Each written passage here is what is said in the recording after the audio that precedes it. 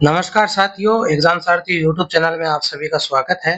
दोस्तों, इस वीडियो में हम बात करेंगे आरपीएससी फर्स्ट ग्रेड 2025 एग्जाम में आज जो फिजिक्स का पेपर हुआ है उसका एनालिसिस देखेंगे। जो स्टूडेंट्स का फीडबैक मिला है उसके आधार पर क्या कट ऑफ रह सकती है पेपर के लेवल को देखते हुए। तो वीडियो को बिना स्किप किए आखिर तक जरूर देखिए।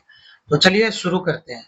सबसे पहले तो बात करते हैं कि आज का जो पेपर आया है उसका लेवल जो है वो हर बार की तरह ही फिजिक्स का पेपर, आपको पता ही है, फिजिक्स हो गया, मैथ हो गया, इनके पेपर का लेवल जो होता है वो हमेशा मॉडरेट टू टफ की कैटेगरी में ही आता है। और आज का जो पेपर आया पूरा एनालिसिस करने के बाद में मॉडरेट टू टफ की श्रेणी में इसे कहा जा सकता है। और जो स्टूडेंट्स का फीडबैक भी आया है वो भी कुछ ऐसा ही है कि पेपर टफ था। और टफ इसलिए था क्योंकि फिजिक्स के जो कॉन्सेप्चुअल क्वेश्चंस ही आते हैं, जो न्यूमेरिकल्स होते हैं, तो हर स्टूडेंट से वो नहीं हो पाते हैं। और हर बार की तरह इस बार भी कट ऑफ कम ही रहेगी अन्य सब्जेक्ट्स की तुलना में।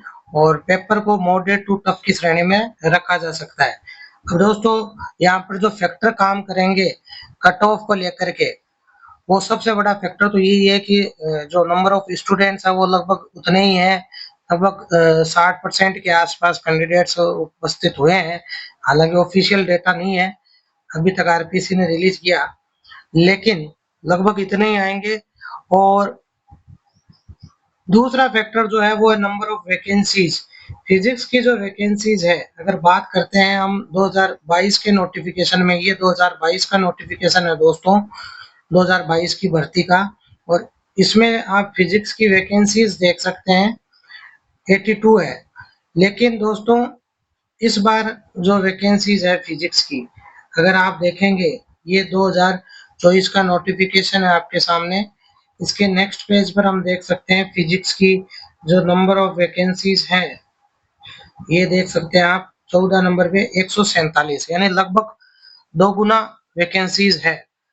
और ऐसी खबर है कि हो सकता है वैकेंसीज बढ़े, तो हो सकता है ये बढ़ करके 200 तक चली जाए। तो ये जो कट ऑफ हम बता रहे हैं इसमें थोड़ी बहुत और गिरावट देखने को मिलेगी। लेकिन दोस्तों, ये सारा कैलकुलेशन जो है प्रीवियस ट्रेंड्स को देखते हुए, पेपर का जो लेवल आया है उसका जो हमने एनालिसिस किया अपने स्तर पर, उसके अकॉर्डिंग स्टूडेंट्स का जो फीडबैक मिला, जिन्होंने एग्जाम एक्चुअल में एग्जाम हॉल में बैठ करके दिया है, उन्होंने किस प्रेशर में किया और उनका पेपर कैसा गया, एवरेज क्या निकल के आ रहा है, उसके आधार पर और कंपटीशन का जो लेवल है उसको देखते हुए यहाँ पर हम ये आइडिया लगा सकते हैं कि प्रीवियस जो कट ऑफ है, ये 2022 की कट ऑफ आपके सामने है दोस्तों। 2022 की ये कट ऑफ है, प्रोविजनल कट ऑफ, यानी दो गुना की कट ऑफ है दोस्तों। ये दो गुना की कट ऑफ है जो सबसे पहले जारी होती है। तो जनरल गई थी 227। जैसा कि हमने आपको कहा था, अन्य सब्जेक्ट की तुलना में फिजिक्स की कट ऑफ कम रहती है क्योंकि पेपर जो है कॉन्सेप्चुअल आता है, न्यूमेरिकल्स होते हैं बहुत सारे, थ्योरेटिकल बहुत ही कम होते हैं, कोई दो चार क्वेश्चंस होते हैं तो होते हैं। और इसके अलावा एक ईडब्ल्यूएस की आप देख सकते हो ओनली 193। इसके बाद एससी 168 एकदम मिनिमम क्राइटेरिया के पास रही थी। एसटी का तो कोई एप्लीकेबल ही नहीं था, मतलब एसटी में तो कोई कैंडिडेट मिनिमम क्राइटेरिया पार नहीं कर पाया था फिजिक्स में। इसी तरीके से ओबीसी में भी आप देख सकते हो और एमबीसी में भी देख सकते हो। तो ये तो बात हो गई 2022 की। लेकिन इस बार की अगर हम बात करें 2025 की, तो उसमें क्या क्या फैक्टर्स काम कर रहे हैं। तो पहला फैक्टर तो दोस्तों यही काम कर रहा है कि पेपर आपका जीके का भी मॉडरेट लेवल का ही था। और ये पेपर भी मॉडरेट टू टफ की श्रेणी में कहा जा सकता है। और प्रीवियस ट्रेंड देखो, नंबर ऑफ वैकेंसीज इंक्रीज हुई है तो उसका फायदा मिलेगा कि कम कट ऑफ जाएगी इस बार। और दोस्तों, इस बार की जो कट ऑफ है वो क्या रह सकती है, वो आप देखते चलें, बहुत ही शॉकिंग कट ऑफ रहने वाली है दोस्तों। अगर बात करें जनरल की, तो जनरल की कट ऑफ 210 प्लस माइनस 5, यानी कि 205 से लेके 215 की रेंज में। और कम ही रहने की उम्मीद है दोस्तों। अगर वैकेंसीज बढ़ती है तो और कम हो जाएगी। ईडब्ल्यूएस की बात करें तो इस बार की जो कट ऑफ है ईडब्ल्यूएस की एकदम जो मिनिमम क्राइटेरिया के पास रहेगी दोस्तों, 185 प्लस माइनस 5। तो इससे नीचे तो फिर ईडब्ल्यूएस में जाएगी क्या। 80 के अंदर दोस्तों हम एकदम मिनिमम जो कट ऑफ तय की गई है 36% वो लेकर के चल रहे हैं, लेकिन आइडिया यही है कि अगर कुछ कैंडिडेट मिल गए तो ठीक है, नहीं तो इसमें नॉट अप्लीकेबल वाली स्थिति हो जाएगी, जैसा कि पिछली बार में एसटी में हुई थी। तो एसटी के लिए भी यही है 164 या फिर नॉट एप्लीकेबल जैसी स्थिति।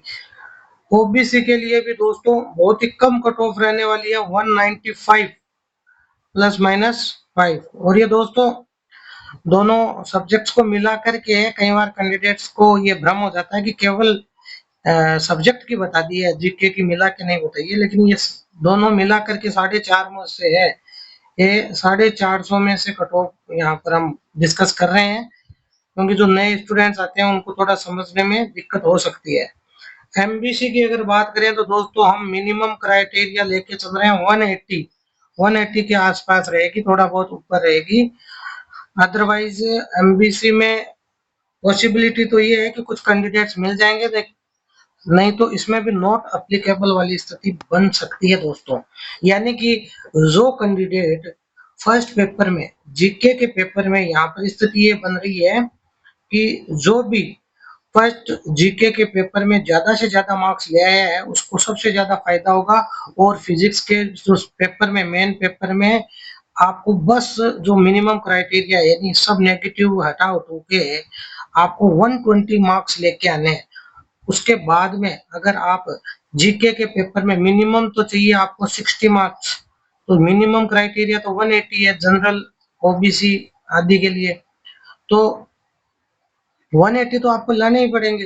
लेकिन अगर आपने फिजिक्स में 120 लिया है और जीके के पेपर में चूंकि आपका पेपर उतना टफ नहीं था जितना पहला ग्रुप ए वालों का था, अगर आप जीके के पेपर में 90 मार्क्स ले आते हैं, बहुत ही बढ़िया मार्क्स होंगे। अगर 90 मार्क्स ले आएंगे, 80 वाला भी आसपास ही है जनरल में, और 90 मार्क्स ले आए तो आप बहुत ही अच्छे मार्क्स हैं, और 100 ले आए तो पक्का आपका 100% श्योर है प्रोविजनल में।